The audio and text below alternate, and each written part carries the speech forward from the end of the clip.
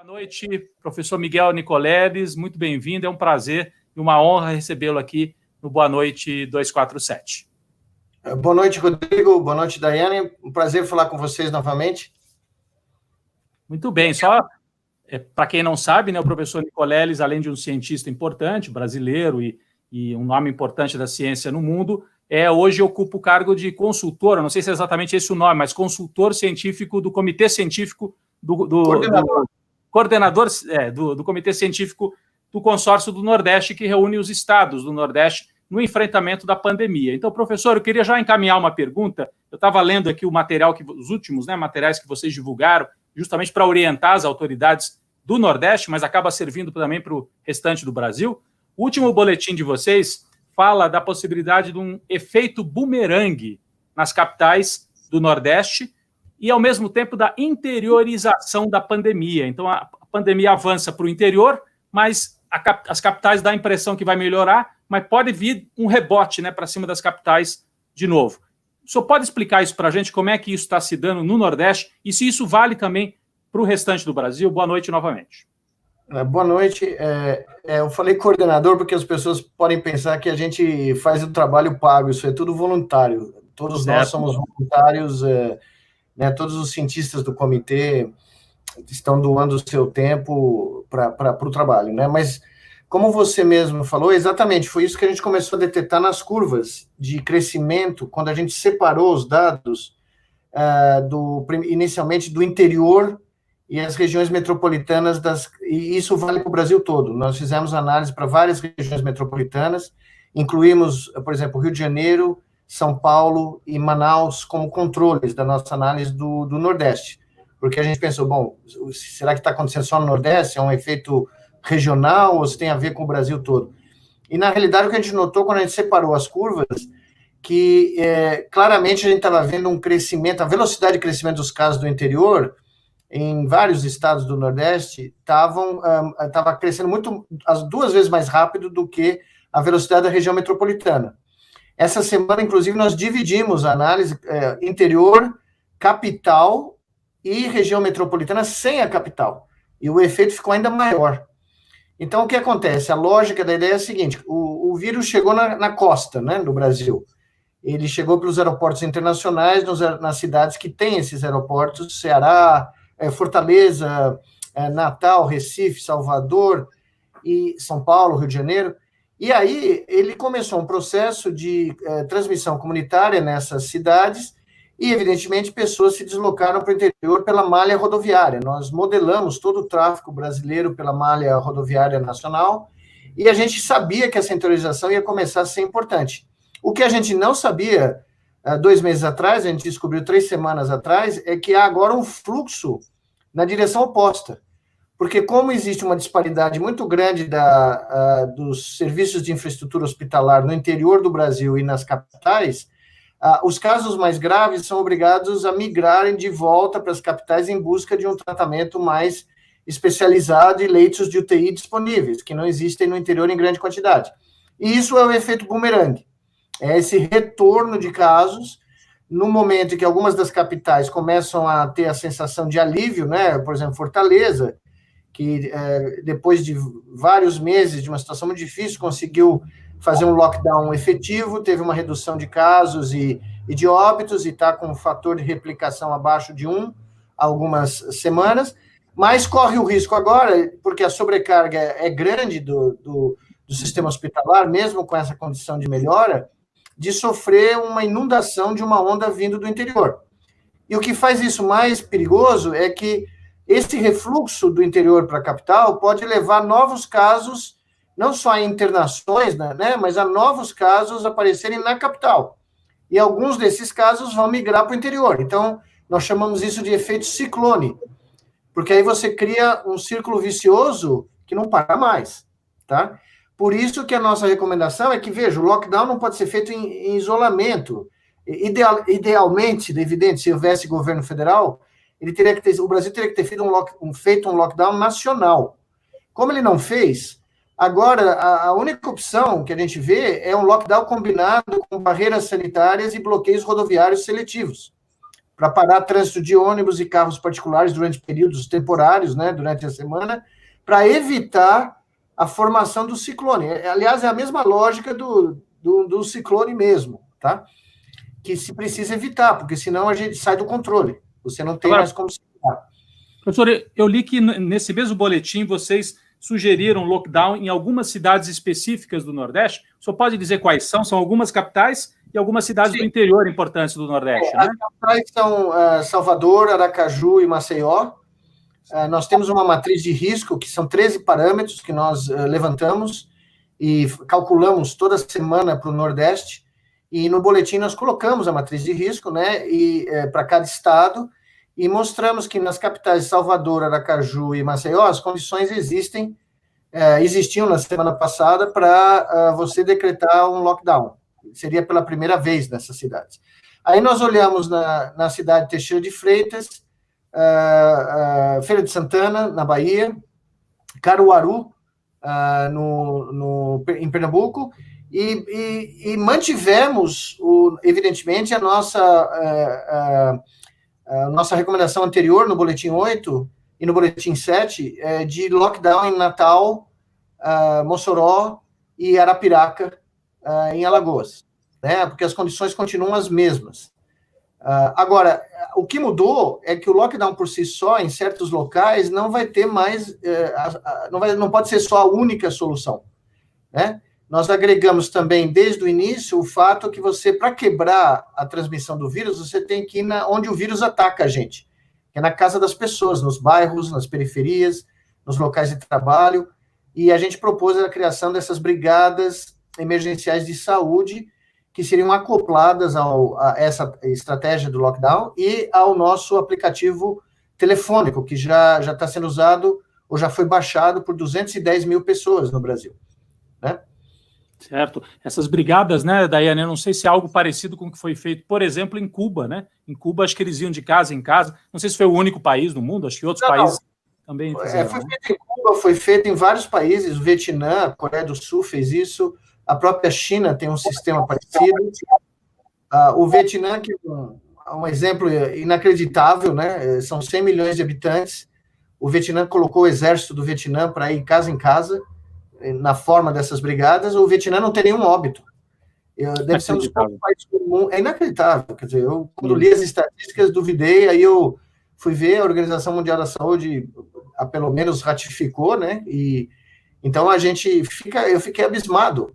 Mas, basicamente, desde o Oswaldo Cruz, desde a epidemia de varíola no começo do século XX aqui no Brasil, os sanitaristas sabem o que você precisa fazer para conter uma pandemia. Você não contém uma pandemia criando leitos de UTI e de hospital de campanha. Você cuida das pessoas doentes, e tem que fazer, óbvio. Mas você não quebra a transmissão do vírus, ou da bactéria, ou seja o que for, se você não for de encontro o que eu chamo de trincheira, porque eu realmente considero que isso é uma guerra biológica. E é absolutamente sabido, né, que você só consegue ganhar uma guerra dessas, né, indo lá quebrar a transmissão no foco da transmissão. Muito bem.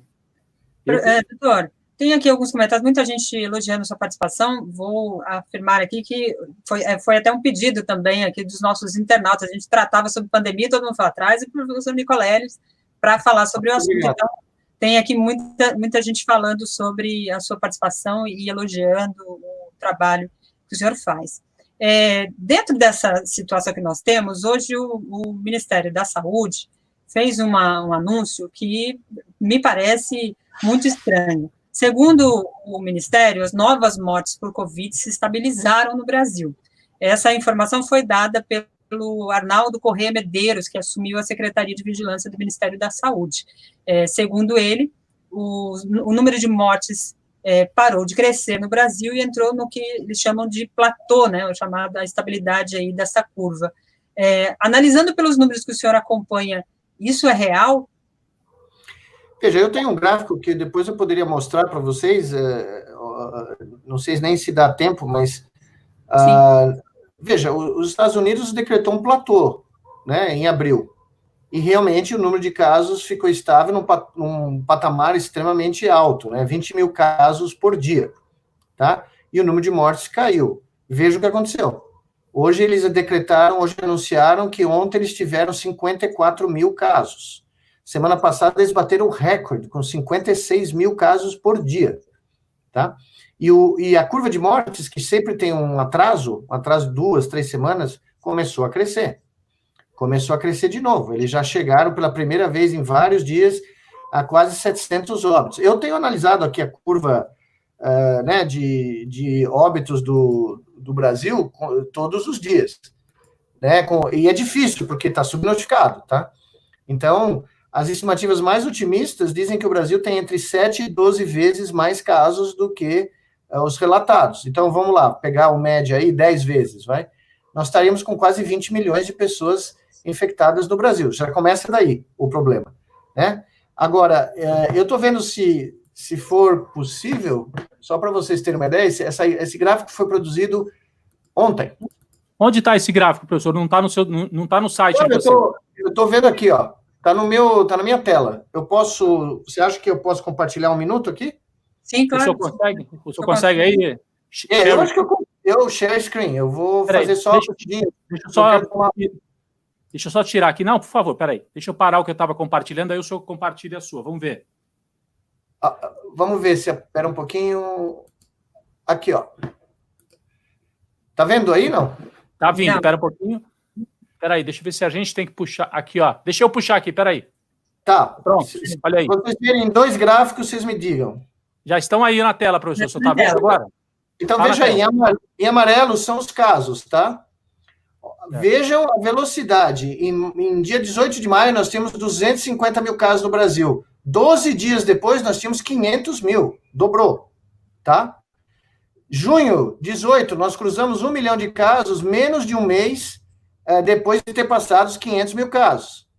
Dia 2 de julho, nós tínhamos 1 milhão e 500. Então, essa é a velocidade da curva de casos. E a curva de mortes, ela cresce com uma velocidade menor, mas veja aqui, dia 9 de maio, nós tínhamos 10 mil, dia 21, nós tínhamos 20 mil. Menos de um mês depois, na realidade, 20 dias depois, nós dobramos. Aí, menos de um mês depois, nós já temos 1,5 vezes de número de mortos, tá? Então, eu acho prematuro chamar isso de platô ou chamar isso de estabilização, porque nós podemos ficar nessa... Eu vou sair daqui, tá? Voltar. Mas nós podemos ficar nesse nível, né, de casos diários e de mortes diárias por muito tempo. E podemos, com essas aberturas que estão ocorrendo sem muitos critérios epidemiológicos, como aqui em São Paulo, por exemplo, né, que eu realmente não... A lógica me foge, né, de abrir o que está sendo aberto aqui, e no Rio de Janeiro também, né, em vários lugares. Veja a região sul. Né, o pessoal lá no Rio Grande do Sul achou que tinha achado o segredo de transformar qualquer metal em ouro, né? E, na realidade, viu-se que não era nada disso. A gente sabia o que estava acontecendo. O que ocorreu é que o fluxo rodoviário que sai de São Paulo em fevereiro, março e abril, ele vai preferencialmente nos meses do verão para o Nordeste. Ele vai muito menos para a região sul. E como São Paulo é a grande espalhadora do vírus, por via rodoviária e aérea, é a cidade super spreader, tá? Do Brasil, a grande São Paulo e a cidade de São Paulo. O fluxo do Rio Grande do Sul sendo menor do que do Nordeste, deu um atraso para chegar na região sul, tá? E agora o que está acontecendo? Curitiba tendo que fechar, Porto Alegre tendo que fechar. E você claramente vê uma reversão das bandeiras aí de várias cores, que o Brasil virou o país da bandeira agora, né? Tem bandeira de toda cor e você sabe muito pouco do que cada bandeira significa, né? E aqui em São Paulo a mesma coisa. Cidades do interior, Campinas, Sorocaba, Marília, todas tiveram que voltar atrás, né? Então, esses gráficos não me dão segurança de dizer que a situação está estabilizada, e mesmo que ele tenha um platô, vamos supor, por uma semana aí, ninguém garante que isso é estável. Ninguém garante que nós não vamos ter, por causa das aberturas em São Paulo, Rio, e veja bem, hoje eu tive essa informação, o número de casos do interior já está suplantando o número de casos das capitais. Isso também no Sudeste. Também no Sudeste, Então, isso no Brasil todo. Então, veja, ontem, dia 7, perdão, hoje é dia 8, né? Dia 7, o estado de São Paulo teve 9.600 e poucos casos. Desses, só 2.000 e poucos eram da cidade de São Paulo. De onde está vindo o resto? 7 mil casos. Do interior. Agora, nesse sentido, o prefeito da capital não estaria correto? Quer dizer, ele tá pensando na cidade. Quer dizer, o prefeito... A situação na capital está um pouco mais controlada do que no interior. Tanto que... Mas o problema é que o prefeito de São Paulo, ninguém falou para ele, talvez ele não saiba, que quando você tem fluxos rodoviários contínuos com 38 cidades da Grande São Paulo e você não fecha isso, se São Paulo abre e o resto está ou abre ou está semi-fechado, São Paulo vai receber esse fluxo, tá? Então vai vir de Ribeirão Preto, vai vir de Campinas, mas vai vir da Grande São Paulo. A Grande São Paulo é uma entidade dinâmica hiperconectada. Você não consegue fechar a Grande São Paulo fechando uma cidade, ou fechando 2, ou 3, são 30 e poucas cidades, 38, se eu não me engano. É uma rede altamente conectada, tá? Então, veja bem, vamos supor que você feche 37, mas você deixa a cidade de São Paulo aberta, tá? Essa cidade de São Paulo vai mandar pacientes pelas rodovias para todos esses lugares. Tá? Então, você não consegue isolar. Isso é um fenômeno conhecido de rede e tal, mas que não chegou na mente de certos gestores ainda, talvez porque eles não tenham sido informados desse fenômeno. Agora, não tem cabimento nenhum. Abrir São Paulo, abrir o estado de São Paulo, não faz o menor sentido. E, aliás, não sou só eu que falo, a Universidade de Oxford fez um estudo a semana passada, soltou um relatório, um catatal de 78 páginas, dizendo que nenhuma das aberturas do Brasil seriam aprovadas pela Organização Mundial da Saúde, e em particular a de São Paulo. Então, sabe, para nós que lidamos com isso profissionalmente, é uma coisa muito clara. Não tem condição. E não dá para fazer meia boca também. Não dá para fazer lockdown meia boca, porque senão nós vamos ficar nessa situação por meses. Né? Esse é o problema. A Itália, ela errou no começo. Ela demorou para entrar. Mas quando ela entrou. Demorou 2 semanas para se adaptar, mas entrou. A Itália abriu. Mesma coisa a França, Espanha. A Alemanha, que foi o menor manejo da Europa, junto com a Grécia foi o melhor, por incrível que pareça. A Grécia fechou no 2º dia, depois que teve um paciente, e não abriu mais. E teve 100 e poucos mortos, na última vez que eu olhei. Tá uma coisa de louco. Mas a Alemanha fez direitinho, testou, foi na casa, fez... Bom, semana passada, vocês devem ter visto, retrasada, apareceu um foco nos frigoríficos, fechou de novo. Eles não hesitaram, porque eles entendem a dinâmica do vírus, tá? Falando nisso, né, Daiane, eu não sei se você tem alguma pergunta, se você quer trazer algum ponto novo, mas eu tenho aqui a dúvida que é o que muita gente tem perguntado, são as conversas que estão, eu não diria na rua, porque a gente não sai na rua, né, mas as conversas que estão na rede, né, com os amigos, os grupos e tal. Essa história, professor, que a OMS trouxe, de que há a possibilidade de que haja a transmissão do vírus pelo ar. Até que ponto, quer dizer, isso não está comprovado totalmente. O que se sabe sobre isso, se eu pudesse dar uma explicação aqui para os leigos? Bom, o que eu li há algumas semanas foram estudos mostrando que, como o vírus tem uma dimensão nanométrica, né, ele é realmente bem pequenininho, ele é capaz de se acavalar a partículas de poluição que são maiores do que ele, tá?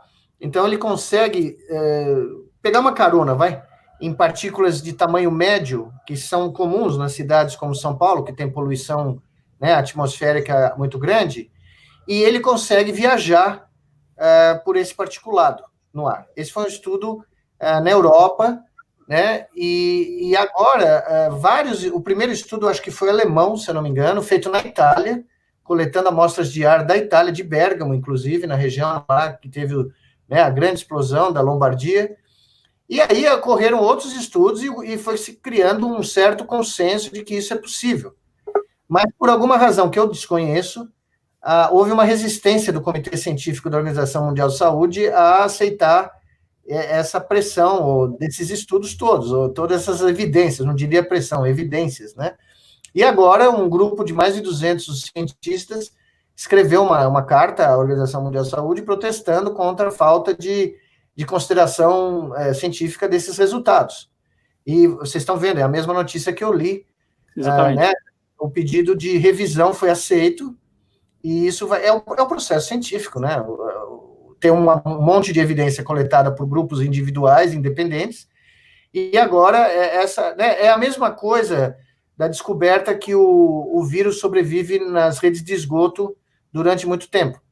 Né? Tem resultados preliminares em vários países, inclusive no Brasil, aqui em Santa Catarina, há um estudo. Curiosamente, o estudo relata ter descoberto amostras dos vírus em novembro do ano passado, que é muito antes do surto do chinês, e muito antes, evidentemente, do primeiro caso brasileiro, que é em fevereiro, dia 25 de fevereiro. Isso causou uma certa controvérsia, a gente não sabe o porquê disso, se o vírus estava já circulando no Brasil mesmo, ou se é uma contaminação, não dá para saber nesse momento. Tanto é que eu conversei com pessoas em Nova York, na sexta-feira, que estavam analisando vários estudos, além do estudo de Santa Catarina, de outros países, para tentar ver se põe alguma luz nessa questão, porque é outra questão importante. Será que o vírus está na rede de esgoto, ele é viável? São só pedaços do vírus? São só partículas? Alguns pedaços de RNA do vírus? Ou algum pedaço da cápsula do vírus? Ou é o vírus ativo mesmo? Isso não foi descrito ainda, né? Então, a transmissão pelo particulado do ar, ela é essencial, né? Porque muda tudo. Muda o jogo. Porque você pode estar, né? Alguém pode espirrar ali no Allianz Parque do Palmeiras, estado do Palmeiras, a 5 quarteirões daqui, e eu posso estar aqui na minha varanda sem fazer nada, e o vento pode trazer. Então, é uma questão séria, que precisa ser resolvida, né? Mas, da mesma maneira, com a rede de esgoto, os estudos não mostram ainda que o vírus é ativo, quando ele pega essa carona no particulado da poluição. Isso é outra questão que ainda não foi respondida até onde eu saiba, né? Mas vocês veem, é um problema extremamente complexo. Nós estamos falando nós conhecemos esse vírus há 5 meses. É muito pouco, tá? O grau de evidência científica coletado é muito grande, mas é um organismo extremamente complexo e é um organismo extremamente bem adaptado ao ser humano, pelo visto, tá? Tudo leva a crer, né? Professor, tem muitos comentários aqui dos nossos internautas. A Cléo Grigoli diz: parabéns, doutor Nicoleles, viva o projeto Mandacaru. Levi Silva: este gráfico mostra a gravidade da situação, o gráfico que o senhor mostrou. A Bárbara Richard: eu moro em São José do Rio Preto, em São Paulo, tem pacientes de Campinas e São Paulo vindo para cá, destaca ela, abordando aí um pouco a questão que o senhor apontou do efeito bumerangue, né? Raul Araújo: aqui em Manaus já havia diminuído, mas com a abertura de tudo começou a crescer novamente. A Raquel manda boa noite, ela pergunta assim: eu quero saber a loucura da volta às aulas, eu trabalho em creche e com berçário. É uma notícia que muitos governadores e prefeitos têm anunciado a volta às aulas no final deste mês para as escolas particulares e no começo do mês de agosto para as escolas públicas. Isso também é outra preocupação, porque não aparentemente tem um plano de como vai se estabelecer essa forma de volta às aulas. Como é que você avalia isso? Então, veja, primeiro eu só queria mencionar, hoje é o dia da pesquisa científica e do cientista, né, e o projeto Mandacaru é o exemplo do que a ciência pode fazer num país como o nosso. É um projeto voluntário, criado como inicialmente foi um acessório do Comitê Científico, né, do Nordeste, uma plataforma digital, virtual de colaboração, mas já tem mais de 2.000 voluntários. Cientistas de todas as regiões do Brasil, de fora do Brasil, das mais diversas especialidades, artistas gráficos, jornalistas, enfim, é um mundo, virou quase que uma universidade virtual que nos fornece gráficos contínuos. Eu recebo material 24 horas por dia. A ponto, é sensacional. A ponto desse boletim que vocês estão com aí na mão, nós temos incluído pela primeira vez um tópico gerado pelo projeto Mandacaru inteiramente sobre o aumento desproporcional da violência à criança que tem ocorrido na pandemia no Brasil. Então, foi um grupo de especialistas em direitos humanos, direito da criança, que se reuniram virtualmente e que elaboraram todo um roteiro do que precisa ser feito e como as brigadas emergenciais de saúde também podem ser usadas para acessar a segurança das crianças nas casas visitadas em todo o Brasil, Tá? É um trabalho maravilhoso, tem uma nota técnica que acabou de sair hoje, que eu recomendo que todos leiam, porque é um problema gravíssimo, o da violência à criança, violência doméstica em termos gerais, né? Violência à mulher, às minorias, o grau de racismo, o aumento dos casos de racismo no Brasil, né, durante a pandemia. Isso tudo está sendo colocado nesse grupo do Mandacaru.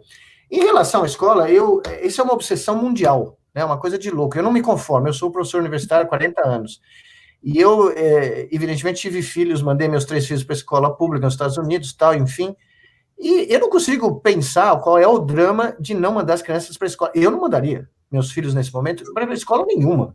Eu não mandaria para lugar nenhum nesse instante, em lugar nenhum do planeta. E, inclusive, existe um movimento na Europa, né, porque o primeiro, na Inglaterra, né, uma pressão enorme do primeiro-ministro inglês para que as escolas voltem a atuar, o presidente americano também entrou nessa onda, só que dependendo, veja o que aconteceu no Texas. O Texas é um bom caso para a gente estudar em semelhança a São Paulo, por exemplo. O Texas decidiu que o platô deles era suficiente, eles iam aguentar, né, o espírito texano lá, que nada vai me atacar, eu sou invencível, e começou a abrir tudo. Bar, restaurante, shopping center, cinema. Eu aconselho todos a darem uma olhadinha no Texas hoje. O Texas hoje está tendo, junto com a Flórida e a Califórnia e o Arizona, os maiores picos dos Estados Unidos nesse instante. E as cidades enormes, Houston, Dallas, estão ficando sem hospital. Austin, que tem uma das maiores universidades públicas dos Estados Unidos, estão ficando sem leitos de hospital, porque acharam que podia abrir tudo. A questão das escolas, enquanto a pandemia não estiver controlada, enquanto nós não tivermos um fator de replicação muito abaixo de 1, e tivermos uma diminuição da sobrecarga dos hospitais, não tem a menor chance de você pôr crianças com professores no ambiente fechado para, né, ter aulas. E qual seria o grande drama de você perder o ano letivo 2020? Não faz diferença nenhuma na vida das crianças. Tá? É impressionante essa...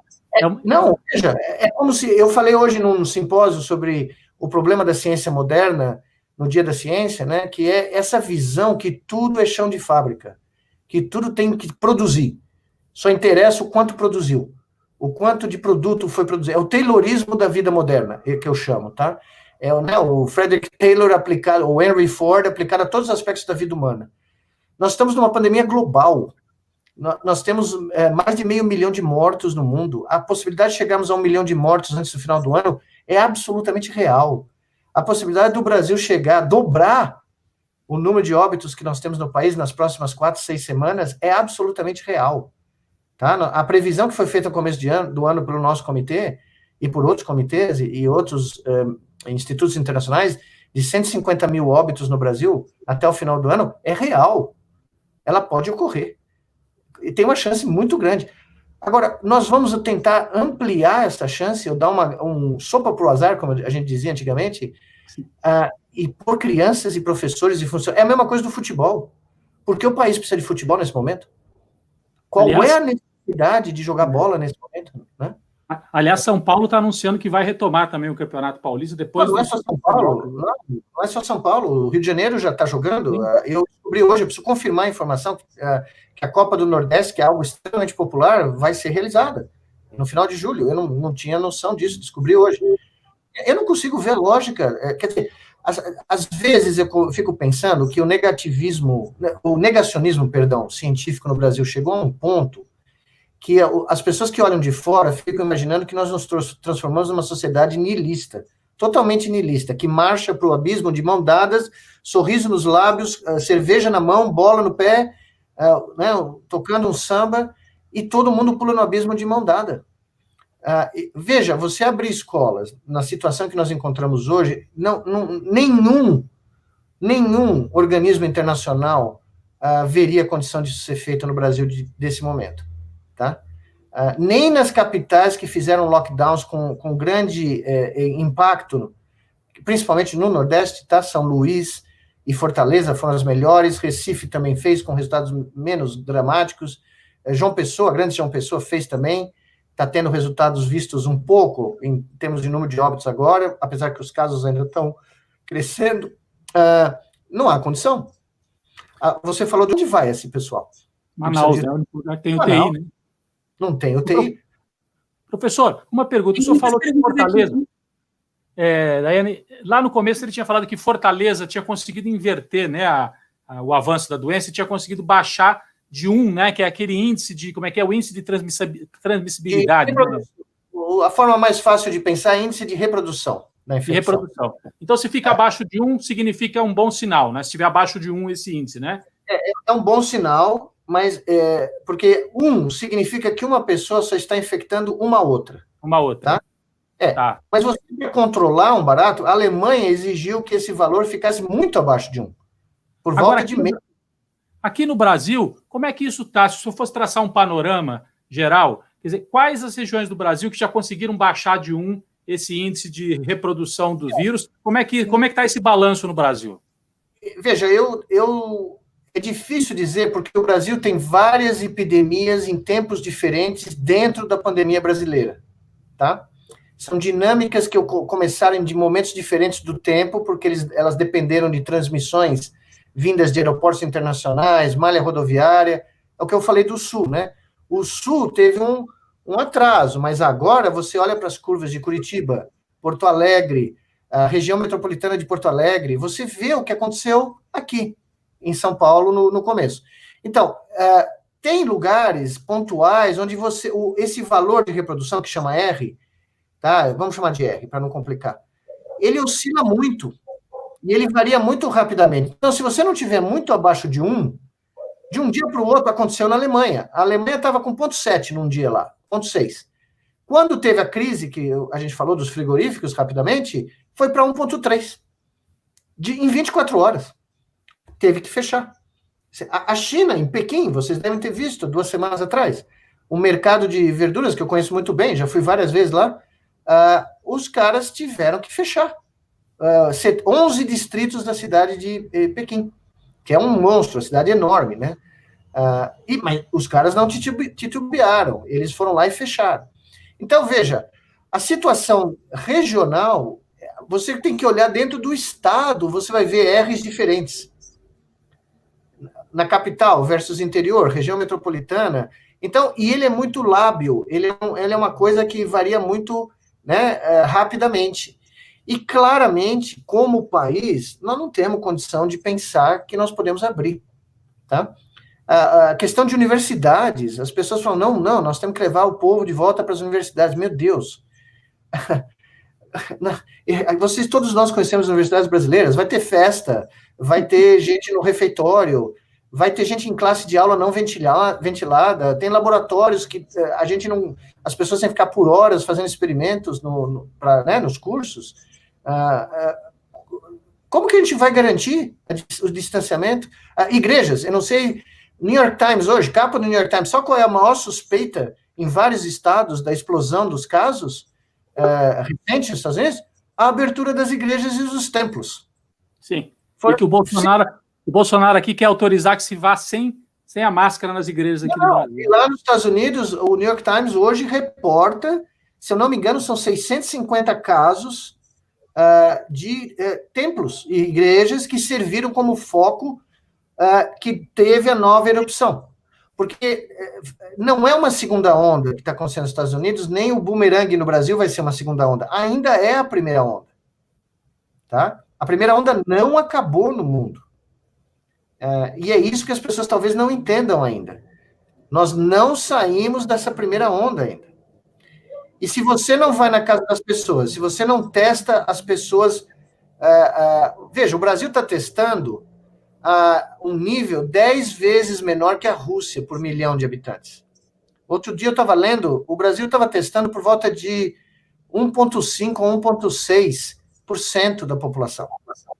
A Rússia estava testando simplesmente, a Rússia, a Grã-Bretanha, 10 vezes mais que a gente. Os Estados Unidos estão testando 8 vezes mais. O que é pior? Não é pior porque eles merecem estar testando bem, mas o Peru e o Chile estão testando 4 vezes mais que a gente. Peru e o Chile. Nada contra o sistema de saúde do Peru e do Chile, mas o Brasil tem um sistema de saúde muito mais relevante, né, para estar testando o que está testando nesse momento. Correto. Tem aqui muitos comentários, doutor Nicoleles. A Meg Souza, tivemos militares do Sul que viajaram para os Jogos Militares em Wuhan Poderia ser essa a explicação do vírus ter detectado em novembro no Brasil? Questiona ela. A Cristina Soares. Nicoleles, qual a sua opinião sobre a ivermectina? E tem uma outra questão aqui, trazida pelo Urias Oliveira.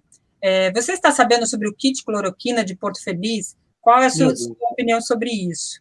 E aí, juntando essas duas perguntas, o Union Jack, né, o perfil dele, ele diz: doutora, a vacina contra o corona pode demorar muito para aparecer? É angustiante saber que essa doença circula por muito e muito tempo ainda. Vamos por parte. A cloroquina, basicamente, se não for se a pá de cal já não foi posta nessa altura, eu não sei mais o que pode ser feito para pôr a pá de cal, fora o exorcismo da cloroquina, porque todos os estudos randomizados, né, de porte correto, amostras grandes pacientes, ou foram interrompidos, porque pessoas estavam tendo efeitos colaterais terríveis, ou mesmo morrendo, tanto é que a Organização Mundial da Saúde suspendeu, ou as conclusões são que não tem efeito nenhum. Nesse momento, não tem nenhuma droga reconhecida que trate o coronavírus. Nenhuma. Então, para outra pergunta, a minha resposta é simplesmente não tenho a menor ideia, não tem nenhum documento que prove. Eu sempre falo, quando me perguntam isso, eu sou médico, mas eu fui ser cientista logo depois da faculdade, num clínico há 36 anos. Todavia, eu não daria nem para mim, nem para nenhum membro da minha família, nenhum desses remédios que são, né, fazem propagandas, porque os interesses comerciais que existem por trás disso são absurdos, né, e a ignorância dos efeitos farmacológicos dessas drogas é pior. Né? Então, essa é a segunda. Esse kit cloroquina, ele existiu em todo o Brasil. Isso foi feito em Pernambuco, foi feito no Rio de Janeiro. A gente foi inundado com um proselitismo. Eu nunca imaginei que eu ia falar essa frase, mas o Brasil virou a capital mundial do proselitismo farmacológico. Tá? Existe o proselitismo ideológico, todo mundo conhece, político, econômico, mas o proselitismo farmacológico é uma invenção nacional. Alguém tem que patentear, porque as pessoas começaram a pregar, como se fosse um culto, uma religião, o uso disso no interior do país, e entregando gratuitamente às prefeituras, né, um kit que pode matar a pessoa. Se a pessoa tomar essa droga sozinha, cloroquina, com uma dose que é preconizada, é muito próxima da dose que causa uma fibrilação ventricular e morte por parada cardíaca irreversível, né? Então, eu não preciso falar das consequências. Então, isso daí é extremamente sério. Existem medidas judiciais já, existe uma ação no Supremo Tribunal Federal, que foi ajuizada, acho que foi pela Central Nacional dos Trabalhadores da Saúde, se não me engano, que está na mão do ministro Celso de Mello, buscando uma liminar para impedir o uso da cloroquina a nível nacional, nesse momento. Tá? Precisava avisar o presidente da República, né? Precisava avisar, porque ontem ele fez propaganda, né? Seria o ministro do Supremo Tribunal Federal poderia conceder a liminar e mandar um WhatsApp lá para o inominável para ele agir, né? Então, eu acho que essa é a segunda. Eu esqueci uma das suas perguntas. As vacinas. Da vacina e ivermectina, né? Iver alguma coisa. Bom, essa droga também não tem nenhuma prova categórica, clínica, que ela tenha qualquer tipo de efeito. Nós discutimos ela com especialistas que conhecem extremamente, né, bem esse medicamento e os outros, e não existe consenso nenhum. Né? Em relação à vacina, é evidente que ela é a maior esperança nesse momento. Na última vez que eu olhei, eu até selecionei aqui, do Guardian, o jornal Guardian britânico fez um levantamento quinta-feira passada de todos os grupos do mundo que nesse momento estudam uma vacina, inclusive no Brasil. São 138 grupos, tá? E alguns deles já entraram na fase 3, que é a fase final, onde você tem um grande estudo, uma amostragem populacional muito grande, com um estudo randomizado, né? Você escolhe aleatoriamente os pacientes com grupo controle e tal. Então, a fase 3 é a fase onde você descobre se a vacina vai ter efeito, se ela vai ser útil. Mas como todo especialista é capaz de repetir a você, e eu não sou, a vocês, a gente nunca sabe se uma vacina vai funcionar até chegar nesse momento. Né? Então, todos nós estamos torcendo, mas não é uma garantia. Não é 100%. Por isso que a gente tem que manter as medidas que existem, como isolamento social, tudo isso que nós falamos até agora, até a gente ter a certeza que existe uma vacina efetiva. Porque ainda precisa alguns meses para que a gente tenha essa garantia. Os dados precisam ser analisados, eles precisam ser, eles não necessariamente publicados, mas eles têm que ser referendados por grupos não envolvidos com aquela particular vacina que foi testada, tem que ser revisado por um conselho de pares, os dados que foram obtidos no estudo clínico, e aí sim você tem a capacidade de dizer que, bom, temos uma possibilidade aqui. E, veja, a razão por que eu sou cauteloso é porque existem vírus que estão conosco há muito tempo. O HIV está conosco há 40 anos e não tem uma vacina. E outros, vários. O próprio vírus da influenza, todo ano você tem uma vacina nova, que usa cepas mais frequentes naquele ano para definir o que você vai receber como vacina de gripe, tá? Então, não é uma coisa trivial, não é uma coisa que você pode dizer, olha, no dia 20 de tanto desse mês vai estar a vacina pronta. Agora, como existem vários estudos em fase 3, o pessoal de Oxford, tem empresas privadas que estão na fase 3, tem a vacina da China, né, que está aqui, eu acho que é colaboração, se não me engano, com o Butantan, na fase 3. Enfim, existem, aquele negócio, em ciência você nunca aposta tudo num único cavalo, tá? Você aposta em vários, e existem vários, isso é a boa notícia, mas a gente tem que ser cauteloso para não levantar uma falsa esperança aí que depois não se materializa e causa uma frustração muito grande, né? Então a gente tem que ser muito cauteloso.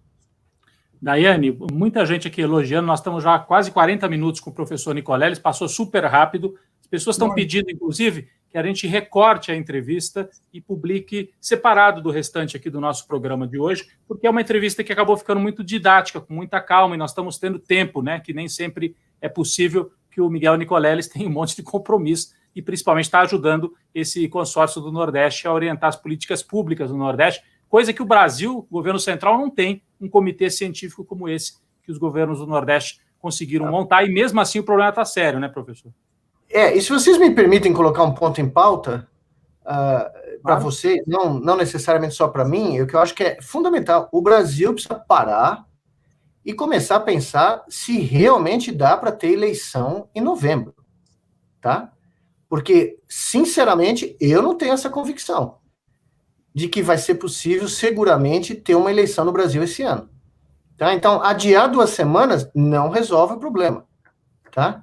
Se nós continuarmos a ter o crescimento que nós temos e os dados que estão, né, que a gente está falando dessa interiorização, essa volta, né, não há, nesse momento, uma previsão certeira que garanta a segurança até o final do ano de ter uma eleição dessas. E eu, particularmente, do ponto de vista de saúde pública, eu não vejo qual seria o problema de pôr essa eleição em 2021, tá? Adiar 1 ano, porque se qualquer coisa, tira da cabeça da classe política, dos prefeitos, a preocupação com a eleição. E aí ajuda a priorizar a pandemia, né?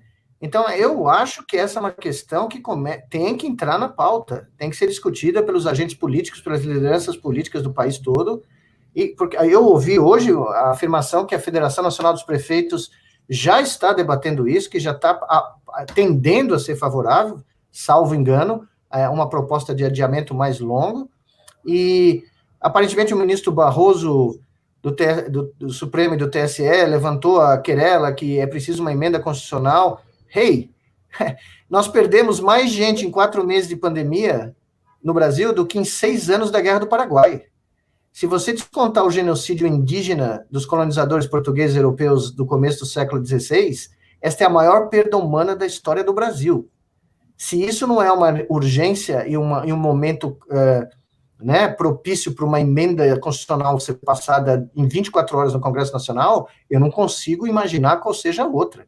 Afora a decretação de uma guerra contra um outro país, né, isto aqui é uma guerra, só não é contra o país, é contra um agente invisível nanométrico, mas é uma situação em que a vida humana, ou preservar a vida humana e impedir que essa tragédia seja ainda maior, é prioridade 0.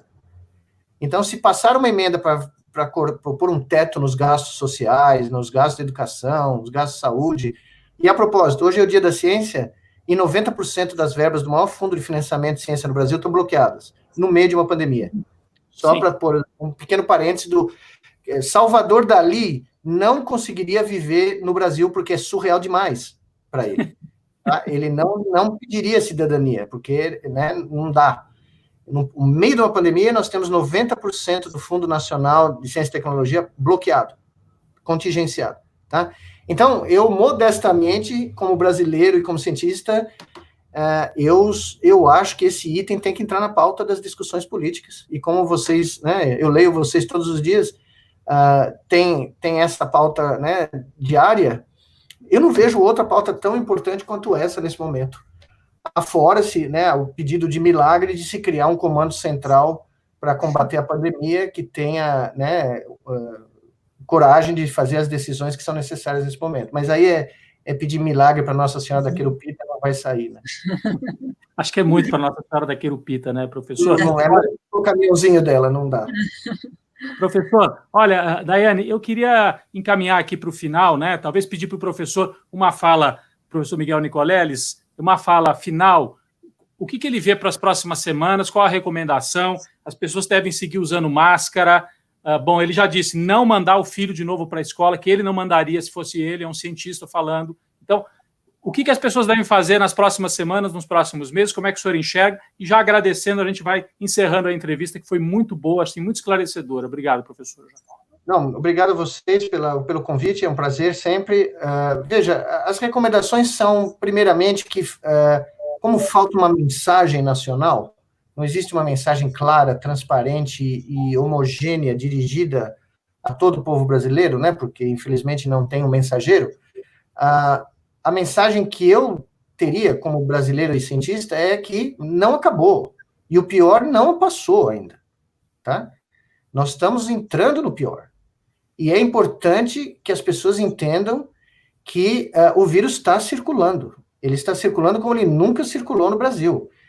Eu não sei se eu mencionei a vocês, acho que não. Eu ontem analisei para a BBC de Londres os dados do acometimento dos índios no Brasil, da comunidade indígena brasileira, que tem mais de 1 milhão de índios, né? Que na realidade são os brasileiros originais. Nós já temos mais de 10 mil mortes na comunidade indígena, principalmente na região norte do Brasil. Amazonas e Pará. Nós temos 10 mil casos, me perdoe. Mais de 400 mortes e mais de 10 mil casos. E é muito preocupante, muito, porque a taxa de mortalidade que eu encontrei para os índios brasileiros é 150% maior do que a taxa média brasileira. Tá? Então, a mensagem que eu tenho é a sociedade civil do Brasil tem que deixar de lado as suas disputas nesse instante, se unir, que é a única chance que nós temos, enquanto nação, de emergirmos dessa crise com condições mínimas de reconstruir o país. Tá? Essa aqui é uma bifurcação histórica do Brasil, onde nós vamos ter que decidir que tipo de país nós queremos ter. E chegou a hora, não dá mais para adiar, não dá mais para pôr embaixo do tapete. Nós temos que decidir se nós vamos tolerar graus de desigualdade, né, terríveis, os maiores do mundo, falta de saneamento básico para a maioria da população, graus de violência inaceitáveis em qualquer democracia civilizada, a divisão ideológica que está destruindo o país por dentro, eviscerando o país de dentro para fora. E, finalmente, se nós vamos assumir como adultos o combate dessa pandemia de uma vez por todas. Que não há mais como esperar. Tá? A sensação que eu tenho é que o Brasil está se comportando como se fosse um adolescente, né? Que o pai falou, olha, tem um problema grave. E o adolescente falou, não, que é isso, eu vou lá no bar tomar uma cervejinha com meus amigos, porque não é tão grave assim. E não vai atingir a mim. Não dá mais para ser um país adolescente. É preciso rapidamente virar adulto.